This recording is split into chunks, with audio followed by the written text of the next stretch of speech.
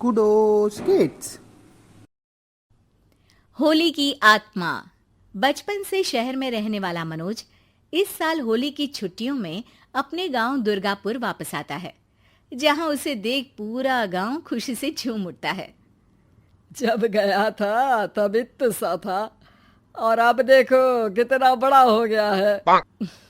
हाँ सरपंच जी, जब मैं गया था तब आप भी बहुत जवान थे और अब देखो कितने बूढ़े हो गए हैं आप।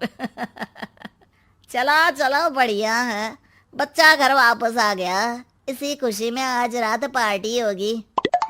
क्या बात है, गांव में भी पार्टियां होने लगी। वैसे अगर पार्टी की बात है तो आज क्यों सीधा होली पार्टी करते हैं। होली पार्टी की बात सुन चहल पहल में अचानक सन्नाटा छा जाता है, जिसे देख मनोज को कुछ अजीब लगता है, लेकिन तभी सरपंच बात पलट देता है। अब बहुत देर हो गई, चलो सब अपने घर चलो, पार्टी के बारे में कल सोचेंगे। मनोज भी मम्मी पापा के साथ घर आ जाता है, पर होली पार्टी और उस पर पूरे गांव की खामोशी वाली बात अभी तक उसके जहन से निकलती नहीं। पापा, होली पार्टी की बात पर सब चुप क्यों हो गए थे? अरे होगी उनकी कोई अपनी बात, मुझे गांव की पंचायत ही थोड़ी पता है। थक गया हूँ, चलो सो जाते हैं, कल बात करते हैं। पापा की बात मानते हुए मनोज भी सोने चला जाता है। आज तो छुपा लिया, लेकिन हफ्ते बाद जब होली का दिन आएगा तब इसे कैसे रोकोगे?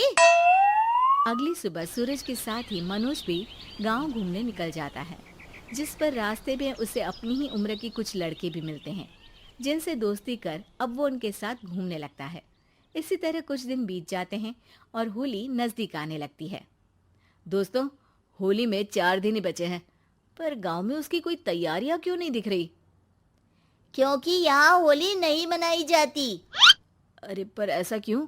वो राजा भूषण। अरे तुम 4 दिन के लिए आए हो, क्या इतना सोच रहे हो? चलो कुछ खाने चलते हैं। इसी के साथ एक बार फिर होली की बात को टलते हुए देख मनोज को शक होने लगता है। वो घर पहुंचते ही इंटरनेट पर अपने गांव और राजा भूषण के बारे में जानकारी निकालने लगता है। क्या? मुझे आज तक ये नहीं पता था। ऐसा कैसे? किसी ने मुझे कुछ बताया क्यों नहीं?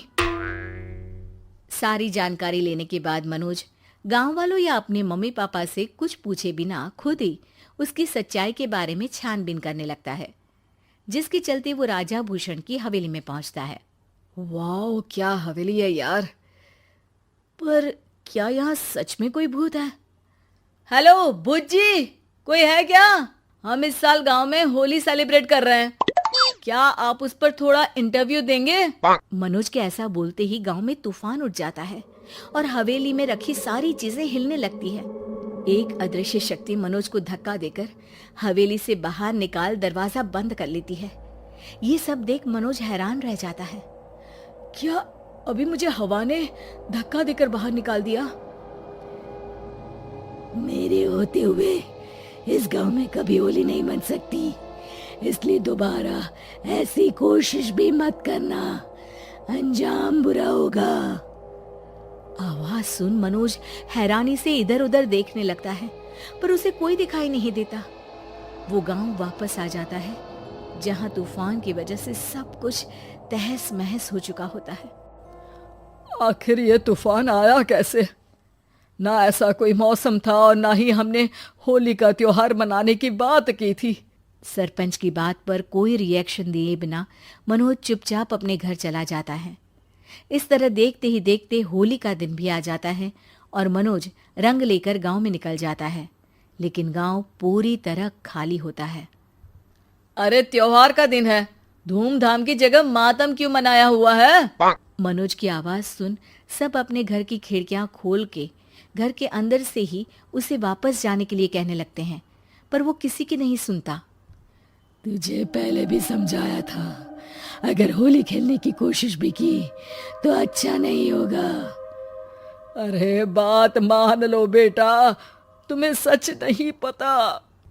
मुझे सब पता है। सालों पहले इस राजा ने एक अंधविश्वास फैलाया और आप लोग आज तक उसे मानते आ रहे हो। अरे बेटा, जब तुम पैदा भी नहीं हुए थे उससे भी बहुत पहले से इस गांव पर होली का श्राप है। अगर गांव में होली का त्योहार मनाया जाता है तो प्रलय आना पक्की बात होती है।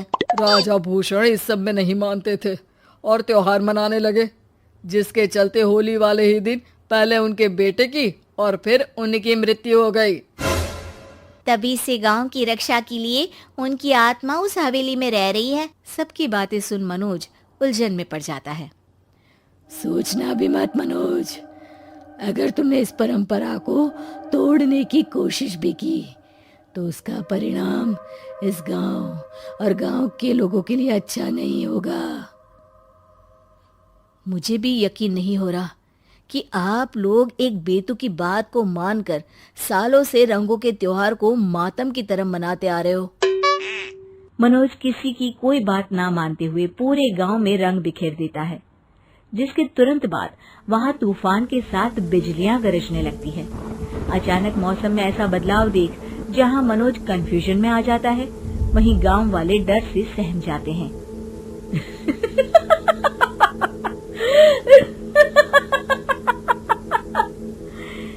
इस लड़के ने हमारे जैसे सिर्फ अपने स्वार्थ के लिए नहीं बल्कि पूरे गांव की खुशियों के लिए यहाँ होली मनाई है, जिस वजह से अब इस गांव पर होली का श्राप टूटता है।